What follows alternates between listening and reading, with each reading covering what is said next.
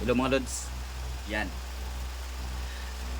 Mga bagay pala mga lods na dapat nyo iwasan kapag kayo ay nagbi-business mga lods.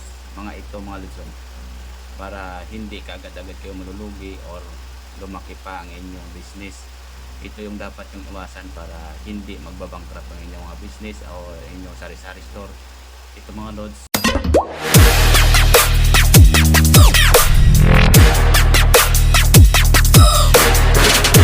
Una, ito talagang una-una mga lods.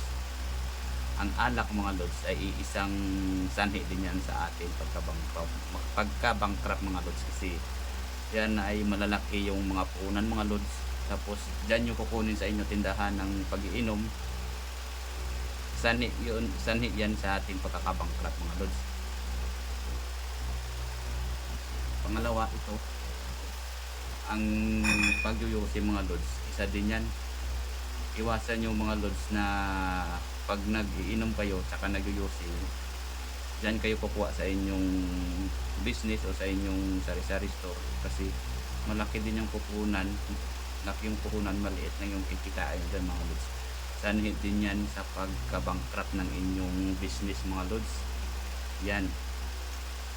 Ang pangtatlo mga lods ay ang pagsusugal. Yan ang number 1, number 2, number 3. Yan ang mga sugal mga lods, kasi nasusugal kayo tapos hindi kasi yan sigurado ang pagpanalo niyo sa sugal mga lods. Sanhi yan sa pagkabankrupt natin, kasi once na matalo kayo dyan sa pagsusugal, wala na, lugi ng business nyo. Mahirap na habulin yung ang tinatalo yung pera sa pagsusugal mga lods. At ang huli mga lods, ito yung atin pagpapautang mga lods. Siguruhin yung mga lods, yung pinapautang nyo ay makakapagbayad mga lods, kasi once na hindi yan makapagbayad mga lods, o palagi lang kayo sinasabihan next month, next week, tapos yun yung nakakapagbayad mga lods, mahirap hahabulin mga lods pag kayo ang maliit pa lang yung sari-sari store nyo, ang business nyo, tapos nagpapautang kayo ng items o nagpapahiram kayo ng pera. Yan ay isang malaking kawalan sa inyong puhunan mga lods.